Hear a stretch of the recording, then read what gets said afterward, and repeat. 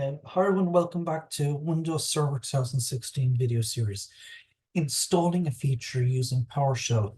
Now that you have seen the graphical wizard for installing roles and features, you could certainly always use them in order to put these components into place on your servers, but Microsoft has put a big effort into creating a Windows Server environment where almost anything within the operating system can be manipulated using PowerShell. And the addition of roles and features is certainly included in those capabilities. Let's take a look at the appropriate commands where we can use to manipulate roles and features on our server right from a PowerShell prompt. We will view the available list of roles and features, and we will also issue a command to install a quick feature onto our server. Open up an elevated PowerShell prompt and use the following command to view all of the available roles and features that we can install onto our server. It will also show you which ones are currently installed. What I would like to do on this server is install the Telnet client feature. I use Telnet client pretty regularly for testing network connections, so it is helpful to have on this machine. Unfortunately, my PowerShell window currently has pages and pages of different roles and features in it, so I'm not sure what is the exact name of the Telnet client feature in order to install it. So let's run get Windows feature again, but this time let's use some additional syntax in the command to pare down the amount of information being displayed.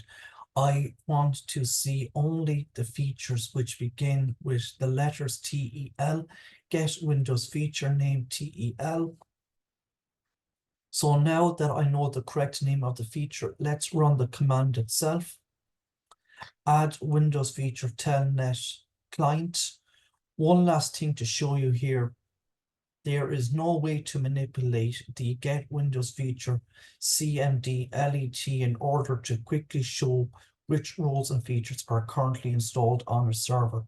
Typing get Windows feature where installed presents us with a list of the currently installed components. If I run that on my domain controller, you can see all the parts and pieces of my roles for AD, DS, DNS, and DHCP. Centralized management and monitoring.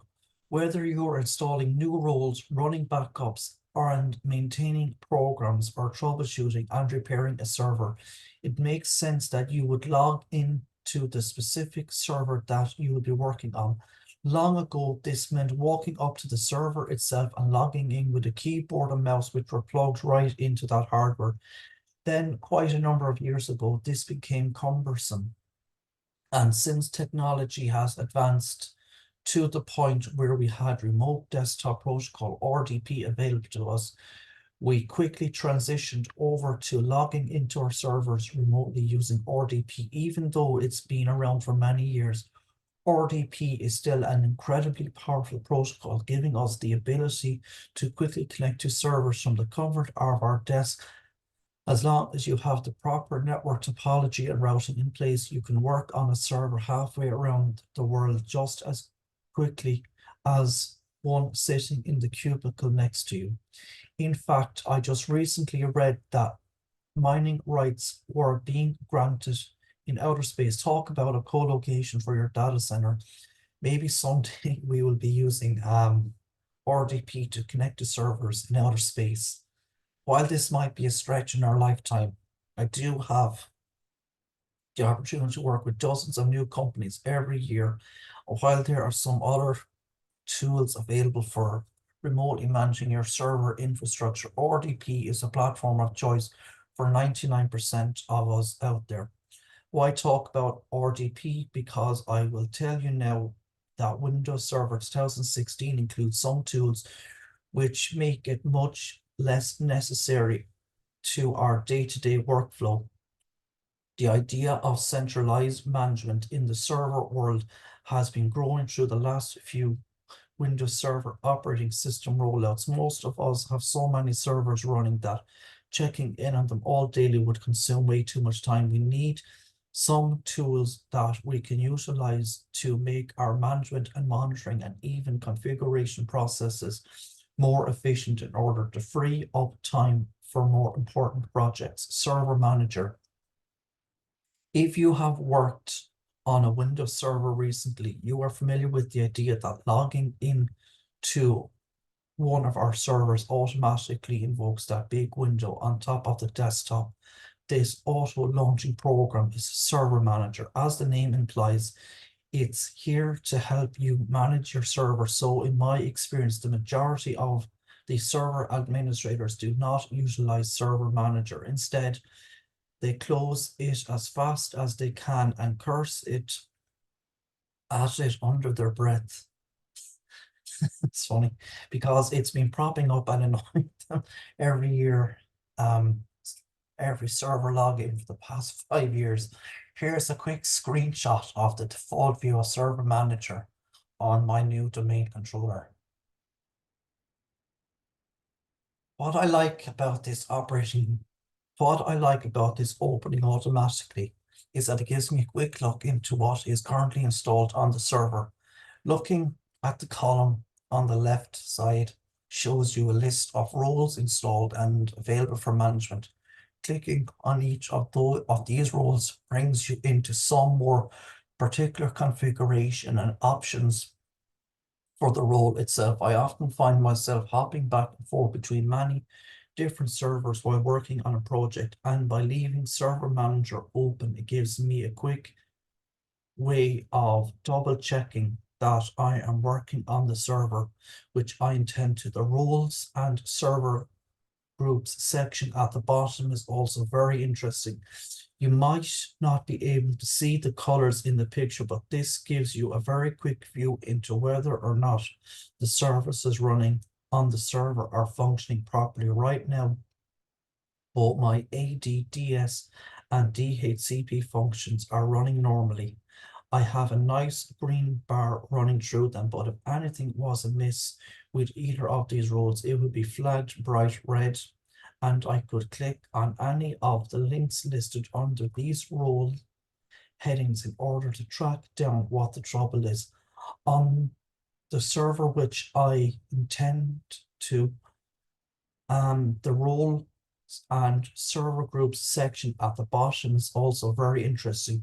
You might not be able to see the colors in the picture, but this gives you a very quick view of whether or not services are running on the server and functioning properly. Right now, both my ADDS and DHCP are running normally. I have a nice green bar run, but if anything was amiss, we flagged. I think I already read this. Okay. So far, the functions inside Windows Server that we have discussed are available on any Windows Server 2016, whether it is standalone or part of a domain. Everything we have been doing is only dealing with the local server that we are logged onto. Now let's explore what options are available to us in Server Manager for centralized management across multiple servers. The new mentality of managing many servers from a single server is often referred to as managing from a single pane of glass. We will use Server Manager on one of our servers in the network in order to make connections to additional servers. And after doing that, we should have much more information inside Server Manager that we can use to keep tabs on all those servers. Front and center inside the Server Management console is the section titled Welcome to Server Manager. Under that, we have a series of steps or links that can be clicked on. The first one lets you configure settings that are specific only to this local server. We have already done some work with the second step when we added a new role to our server. Now we will test out the third step. Add other servers to manage. By the way, this same function can also be called by clicking on the Manage menu at the top and then choosing Add Servers. Most of you will be working within a domain environment where the servers are all domain joined, which makes this next part really easy. Simply click on the Find Now button and the machines available within your network will be displayed. From here, you can choose the servers that you want to manage and move them over to the selected column to the right.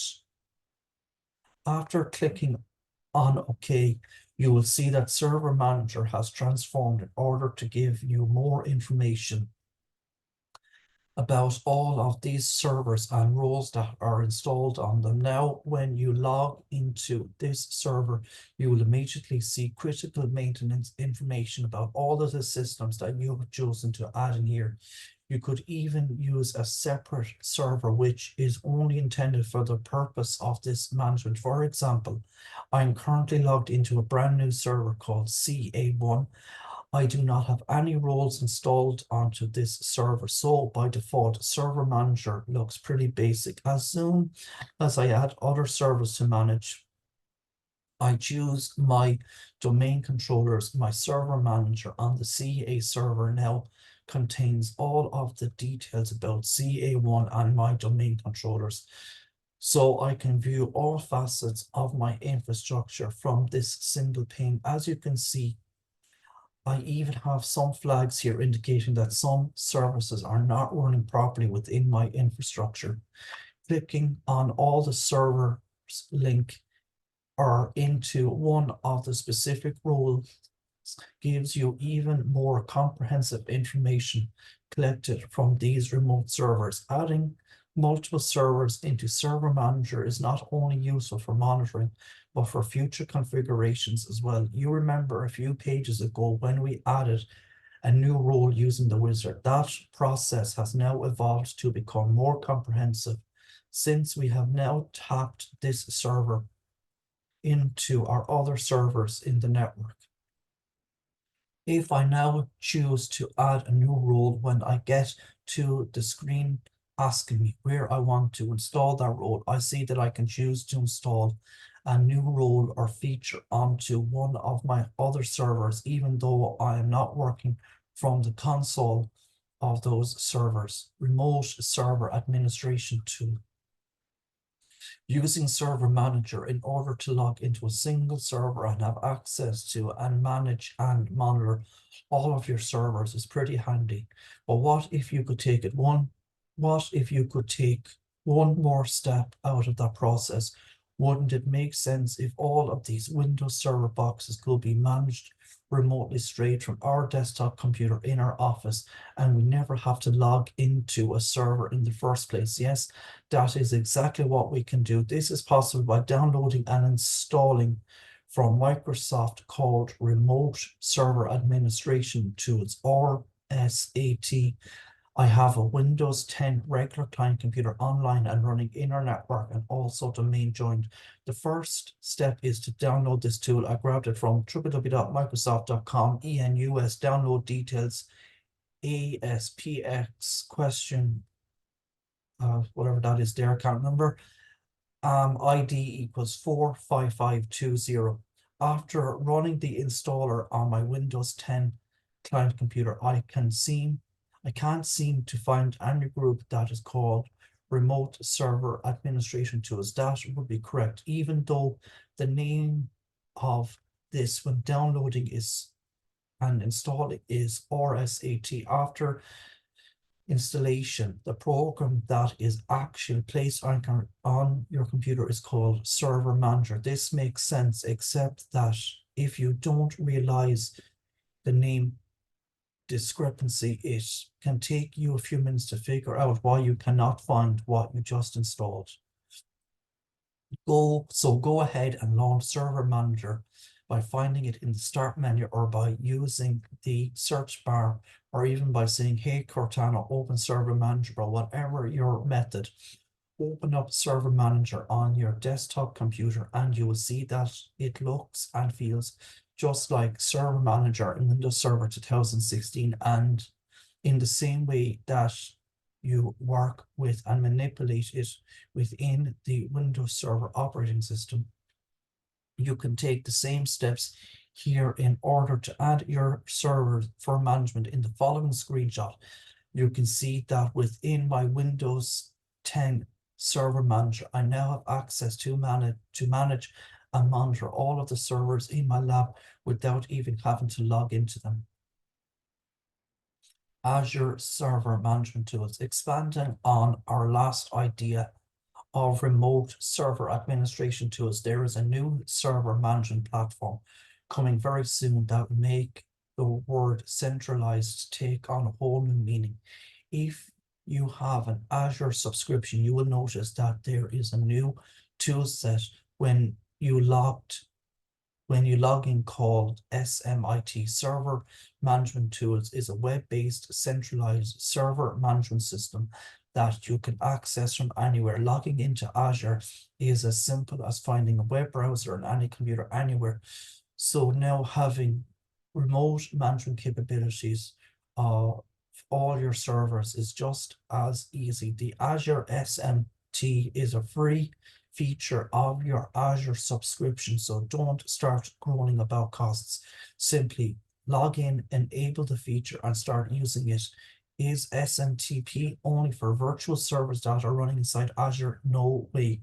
There is an SMT gateway function that you can install onto a machine running inside your corporate network that has the ability to send server details up to Azure. This way you can manage both your Azure host servers as well as your on-premise servers right from the same online SMTP interface. The gateway box does not have any edge or firewall considerations. It is only ever sending data outbound toward Azure. This powerful combination of the gateway and SMTP tools means that you can have full remote management over all your servers from a single browser session that you are running on any computer anywhere while still waiting to be officially released for public review.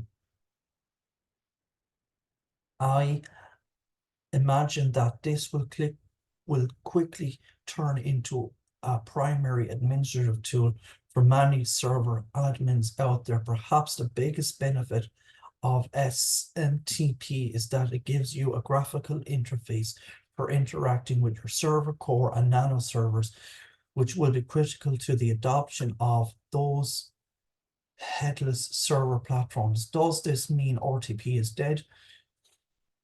With these new and improved ways to manage the underlying components of your servers without having to log into them directly, does this mean that our age-old friend RDP is going away? Certainly not.